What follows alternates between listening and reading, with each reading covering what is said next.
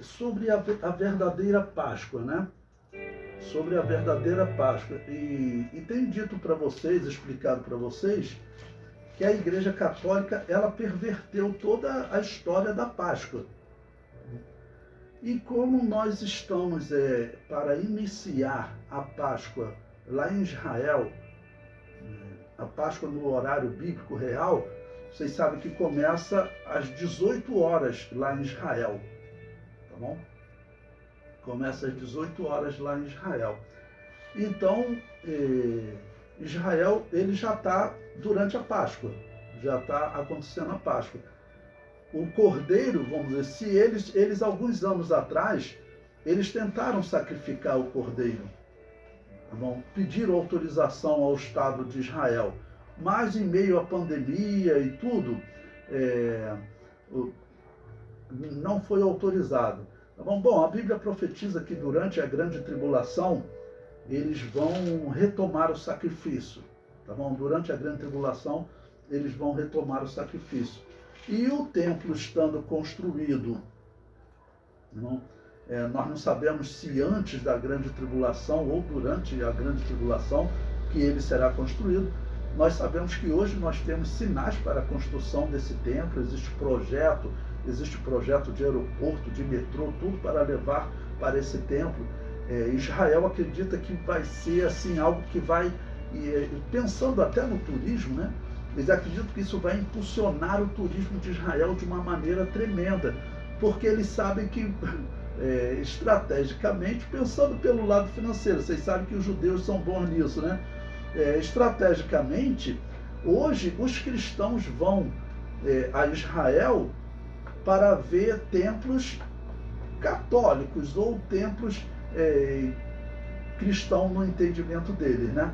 Bom, mas eles acreditam, eles já perceberam que existe um grande número de cristãos que, na verdade, eles não dão importância para aquele templo católico.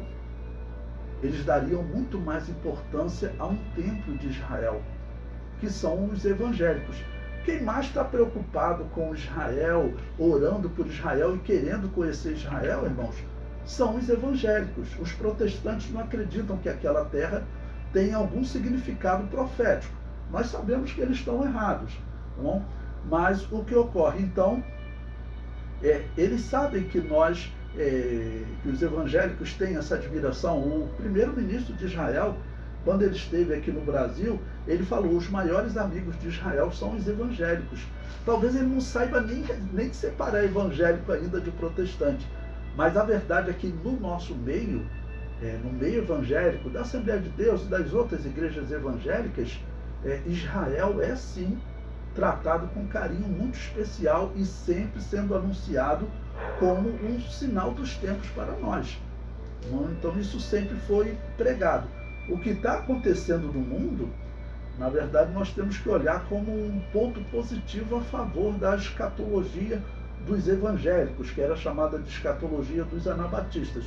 Enquanto a escatologia católica e protestante é um caos, né? Para eles, Satanás já está até preso, já estão em Apocalipse 20. É uma confusão generalizada. Tá bom?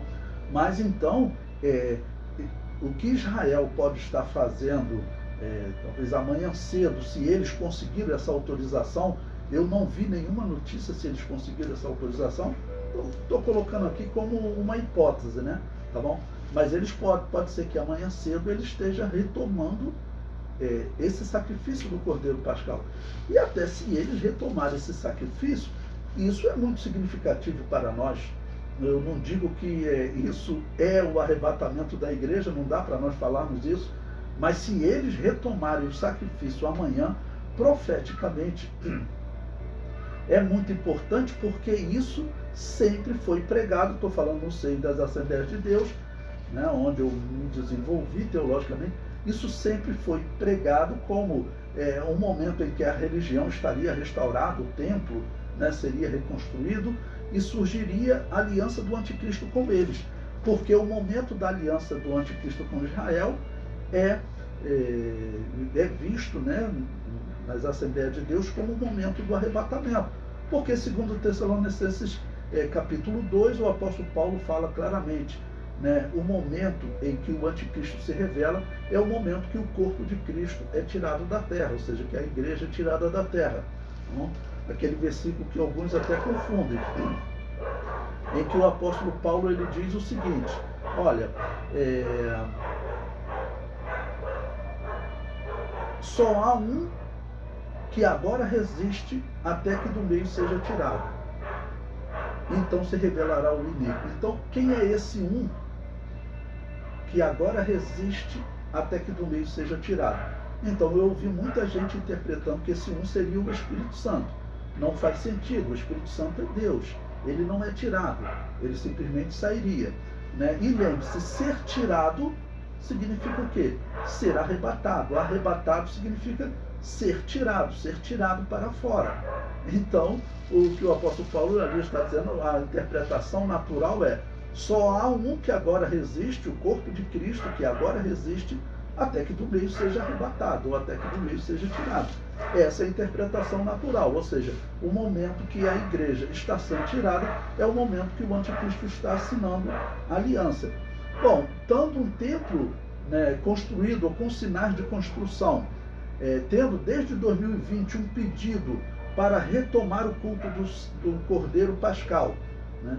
Se isso for acontecer amanhã em Israel, eu considero um momento profético importante, porque, olha, há 30 anos atrás, ninguém imaginava, tá bom, que estaria acontecendo essas coisas. Falava-se, tá bom, mas muitas pessoas viam como algo distante. A verdade é que nós estamos vendo a questão acontecer. Bom, então vou explicar para vocês, né? A Páscoa judaica, ela começava às 18 horas. Se você pegar, para poder explicar essa questão histórica e o significado para nós, pegue aí em Mateus, capítulo 26, na sua Bíblia, tá bom? Mateus, capítulo 26, a partir do versículo 17, essa aqui é a noite anterior à morte de Jesus, tá bom? Essa aqui é a noite anterior. Jesus se reuniu para os apóstolos, e algumas pessoas até perguntam, mas como pode Jesus ter participado de um jantar de Páscoa se ele vai morrer na Páscoa e o dia seguinte é a Páscoa? É pelo seguinte: o dia em Israel ele começa às 18 horas. Então, por isso que eu disse para vocês, o dia de Israel, o dia de 24 horas, o ciclo, né, ele tem um período de tarde, né, tarde e noite. Essa é a primeira fase do dia, e depois tem a segunda fase do dia, que é a parte clara do dia, que vai até às 18 horas. Então, em Israel, o dia começa às 18 horas, seria o nosso horário, 18 horas para eles, né? E vai até às 6 horas da manhã. Às 6 horas da manhã começa a contar a parte clara do dia. Aí, quando eles contam, por exemplo, a terceira hora do dia, que o apóstolo Pedro disse que foi a hora que o Espírito Santo desceu, né? Essa terceira hora do dia, porque está contando 6 horas da manhã, né? Então às 7 horas faz a primeira hora, né? Às 8 horas segunda hora, né? Às 9 horas terceira hora do dia. Quando fala a terceira hora do dia, quando fala a hora sexta, porque mais 3 horas dessa parte clara do dia, que começou às 6 horas da manhã, a parte clara do dia. O dia para Israel começou às 18 horas. Então por isso que Jesus estava jantando, talvez às 19 horas, talvez às 20 horas. Então talvez Jesus estava jantando, né? Talvez às 18, 19 horas. Era o jantar que eles comiam, tá bom? Antes da morte do Cordeiro Pascal, eles faziam o seu jantar. Tá bom? Então eles faziam o seu jantar. É esse jantar que Jesus está participando aqui. Tá bom? Mateus capítulo 26, versículo 17. Né?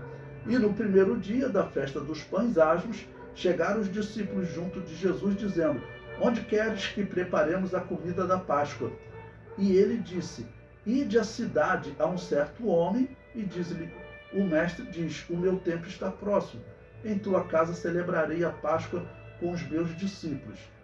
E os discípulos fizeram como Jesus lhes ordenara e prepararam a Páscoa. E chegada a tarde, assentou-se à mesa com os 12. Então, vamos dizer, o que era tarde para eles? ok? Era, por exemplo, um período a partir de 18 horas. Quando você vai na criação, a Bíblia sempre fala, e foi a tarde e o dia primeiro, tá bom? Posso ler aqui um versículo com vocês. Por exemplo, Gênesis capítulo 1, versículo 8. E chamou Deus a expansão céus, e foi a tarde e a manhã o dia primeiro. Por quê? Porque começava à tarde, seria 18 horas da tarde, que alguns já falam 18 horas da noite, às 18 horas da tarde. Então, para eles, tinha esse período chamado tarde, né, desde que começa a escurecer, às 18 horas, e vai até às 6 horas da manhã. Essas eram as primeiras 12 horas do dia. Né? E a segunda 12 horas do dia, ou segunda parte do dia, começa às 6 horas da manhã e vai até às 18 horas novamente. Então, como falava aqui manhã, e como falava tarde e manhã, o dia segundo, tarde e manhã, o dia terceiro, então eles começam a contar da tarde, 18 horas da tarde, eles começam a contar, tá bom? O dia de 24 horas. Começa a contar o dia de 24 horas. Bom, então o período que Jesus está reunido com eles, voltando ao texto de Mateus, então esse momento que chega à tarde, terminou a fase clara do dia, que termina às 18 horas e começa a parte tarde, que envolve todo o período da noite, tá bom? Então Jesus assentou-se com eles. Então já tinha começado o dia.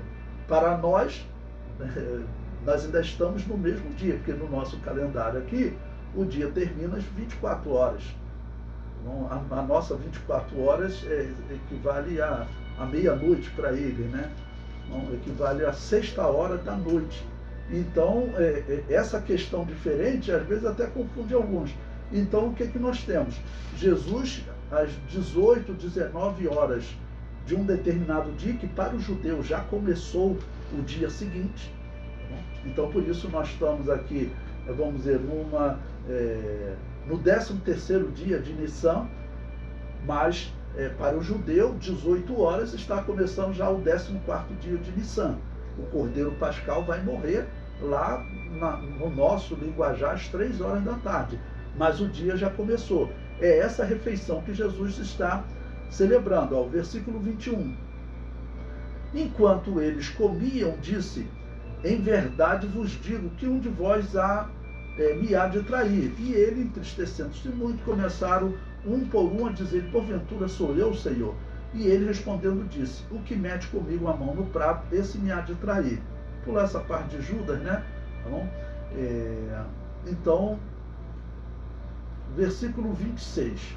Então, provavelmente, eu digo até que provavelmente Judas saiu da reunião, dessa que Jesus vai instituir a Santa Ceia, né?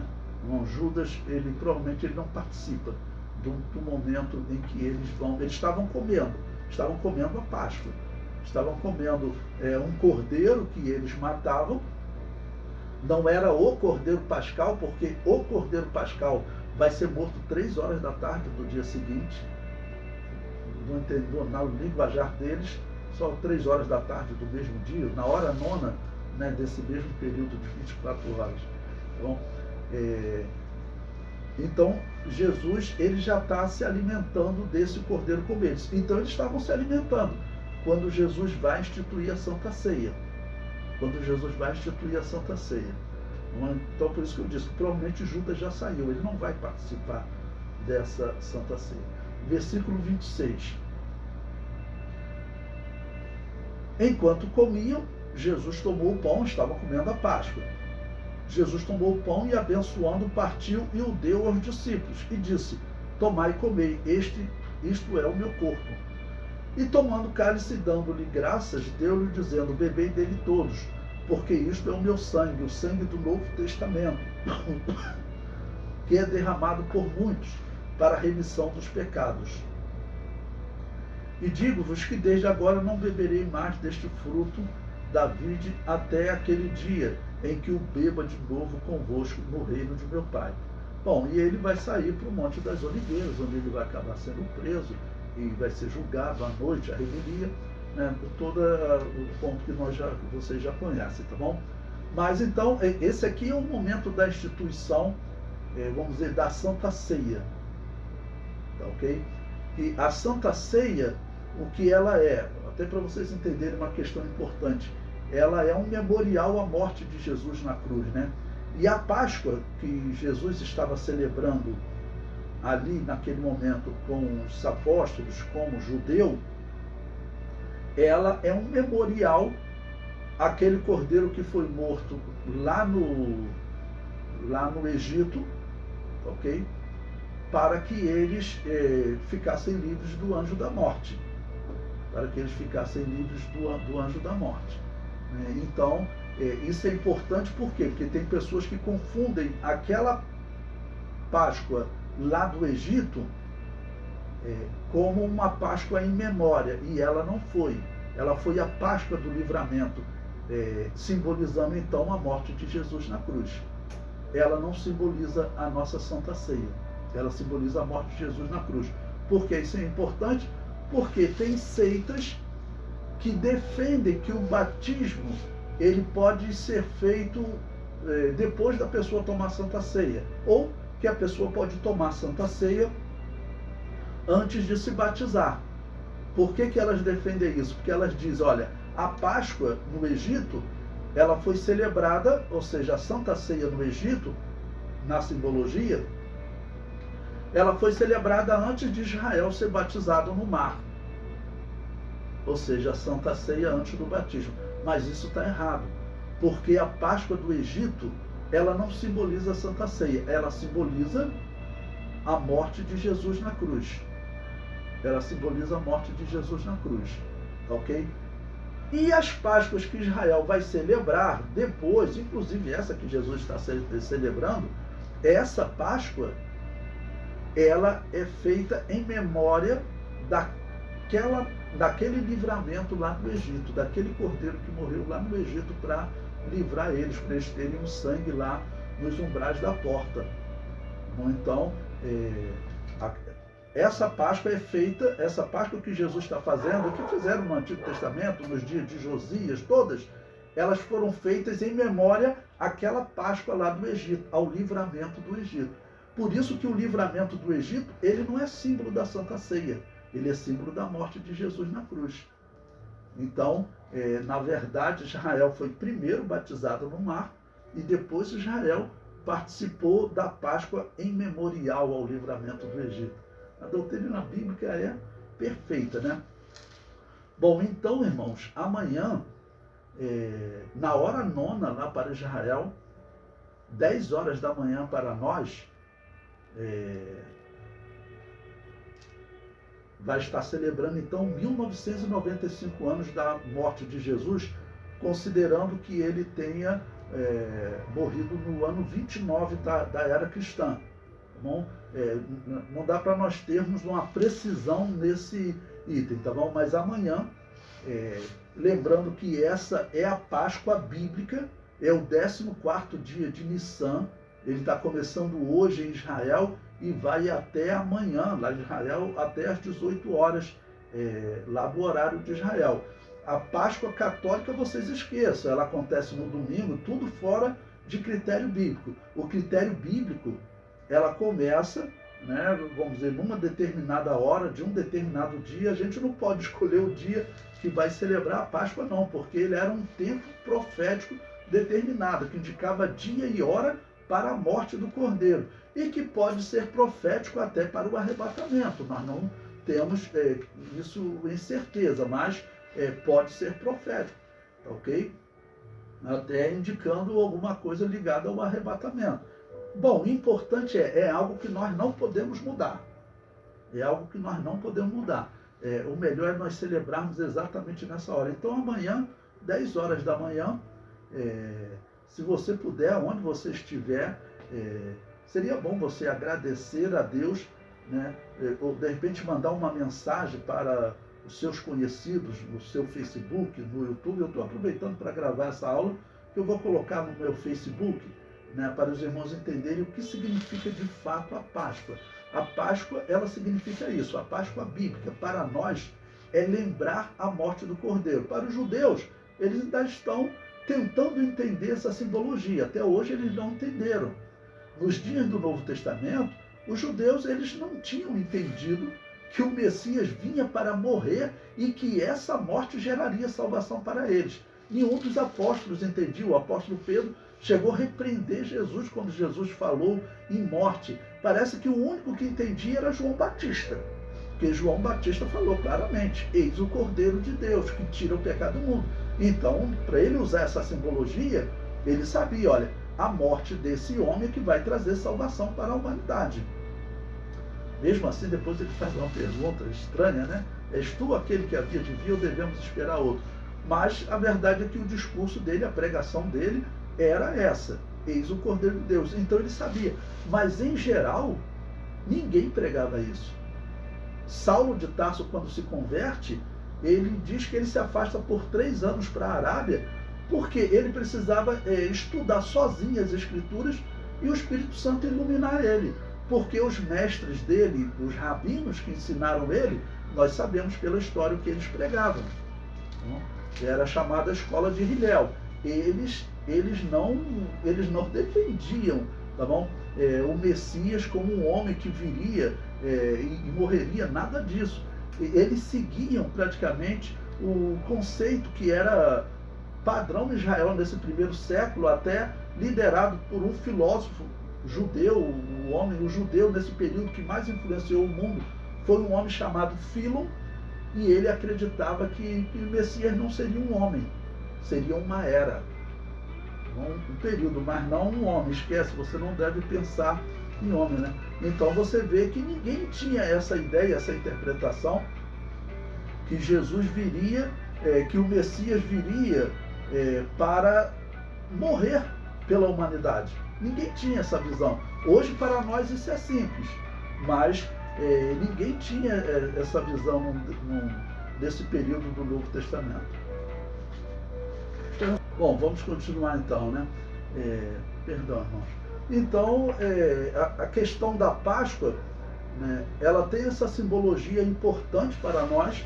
Ela tem essa simbologia importante para nós, não poderia ser mudada, tá bom? E é importante, então, amanhã nós estarmos acompanhando, 10 horas da manhã, eu vou estar na minha casa, que eu trabalho em casa, amanhã é feriado, então eu vou dobrar os joelhos, agradecer a Jesus, né, pela morte na cruz. Essa é a nossa Páscoa, é lembrar a morte de Jesus na cruz, tá bom?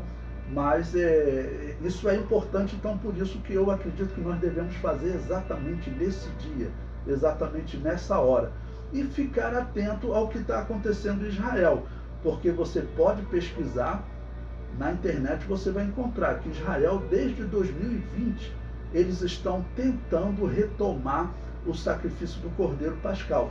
Nós sabemos que isso não vai gerar efeito salvífico para Israel, não vai. Tá bom? Porém, profeticamente, isso é um momento importante, porque Ezequiel claramente afirma que durante a grande tribulação, tá bom? Antes da guerra contra Magog, durante a grande tribulação, Israel vai retomar o sacrifício. O Apocalipse capítulo 11 também diz, né?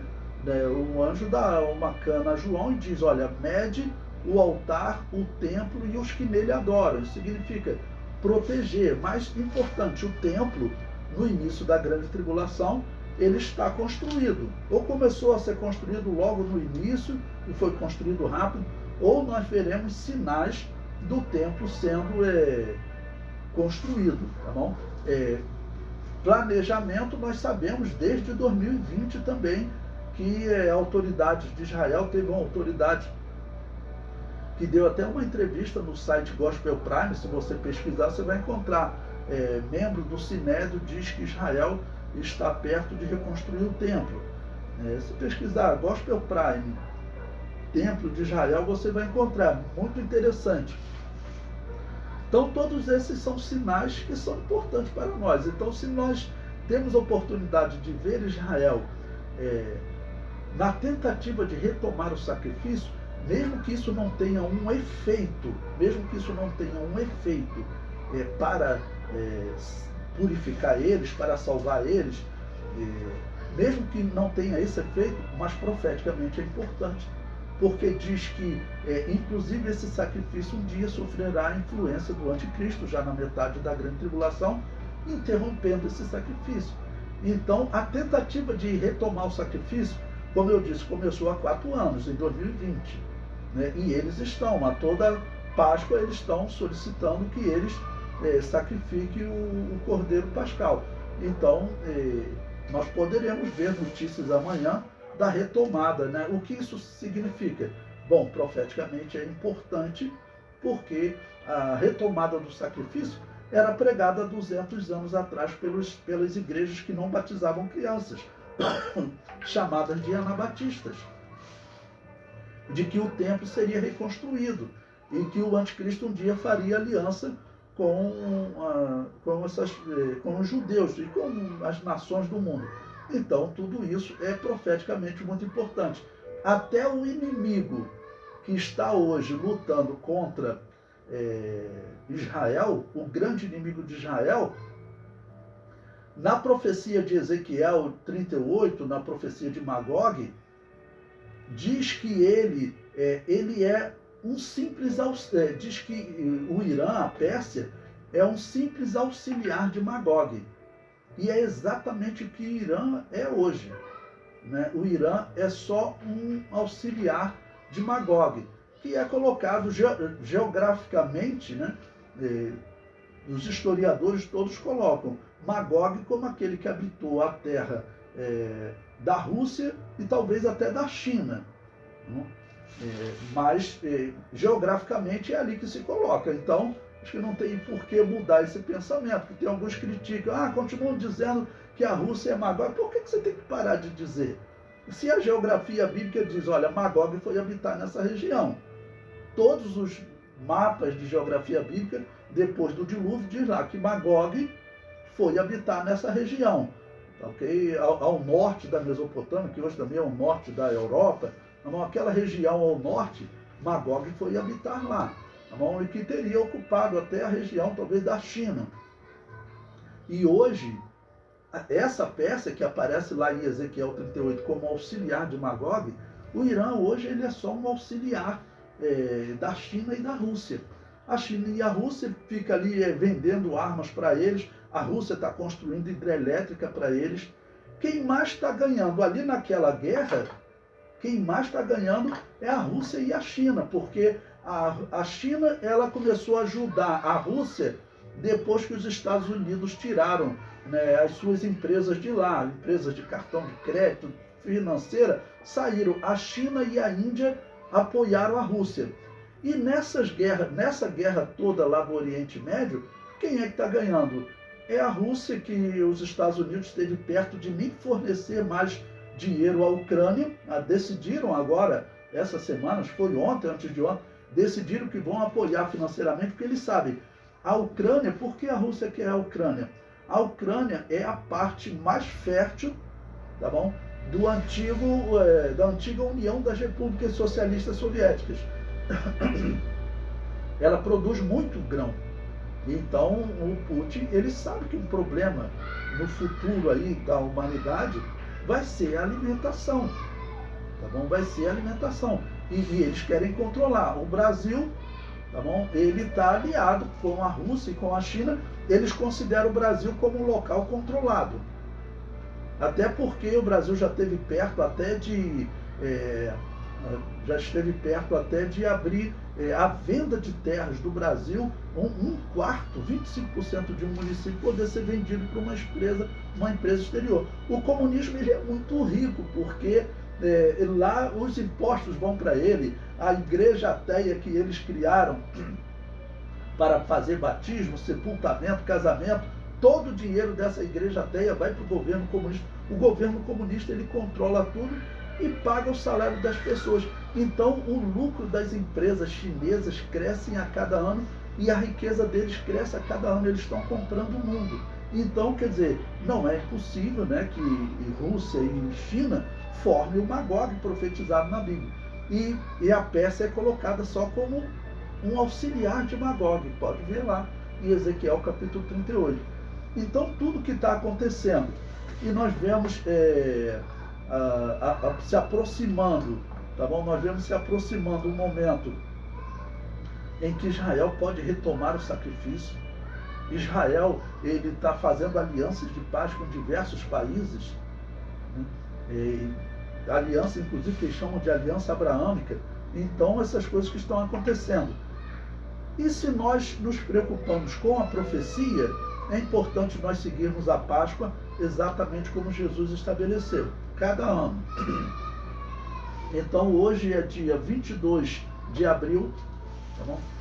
Já está começando, já começou, na verdade, a Páscoa lá em Israel, o 14º dia de Israel, começou às 18 horas de Israel, né? Nós estamos atrasados em 5 horas em relação ao horário deles.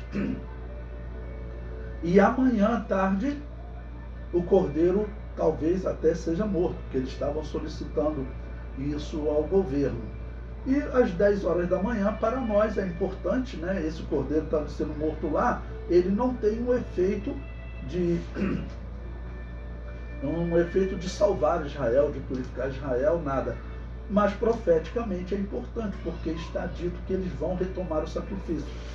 E os dois sacrifícios, os principais, o primeiro era exatamente esse da Páscoa, e o segundo é do Yom Kippur, que acontecia no 7º mês.